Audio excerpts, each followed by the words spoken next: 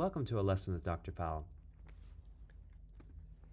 Let's take a look at a situation where maybe we have a length 5, a length of 10, and maybe we know some angles. Maybe we know this angle and this angle. We don't, and actually, how would we know this angle? If we know those two angles, 180 minus them, the sum of them, so we could know that angle as well. The question is, without using law of sines or or cosines or anything, what is this length of this side right here? Well, what we're going to do is we're going to just draw some right triangles. Oh, well, I didn't quite make that right, but just pretend like I drew it right. So that would be a right triangle and a right triangle. Not quite, but draw a line down so it should be more over here. But nonetheless, let's just pretend for now.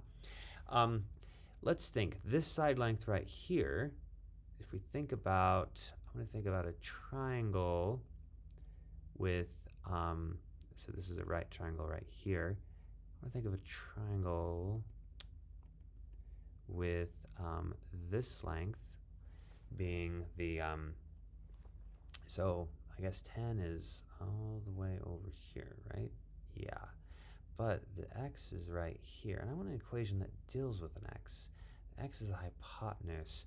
Okay, so I could think of a triangle with an x as a hypotenuse instead of 1, so I'm multiplying the side lengths by 1. Opposite will be theta, if that's a theta, and x cosine theta.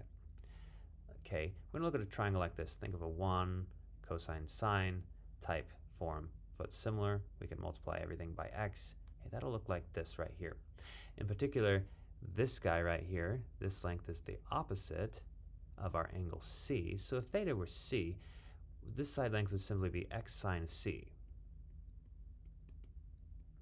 Then we're thinking over here with a B and this triangle with a hypotenuse of 5, similar idea. This would be 5 times the sine of B.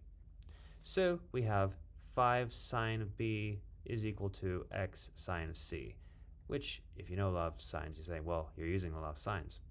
I guess so, but we didn't formally use it necessarily. We just used some intuitive ideas of triangles, which I think is better, because then we actually have some meaning to what we're doing, and we can think about things a little bit better. So in this particular, if we know what C is and B is and 5, we know what x is. All right, so I didn't actually give you those angles because, well, what's the use? Those would just be numbers anyway, and you'd have to be working it out. But intuitively, this is the idea, and that's how you would find your side length x. Thanks for watching.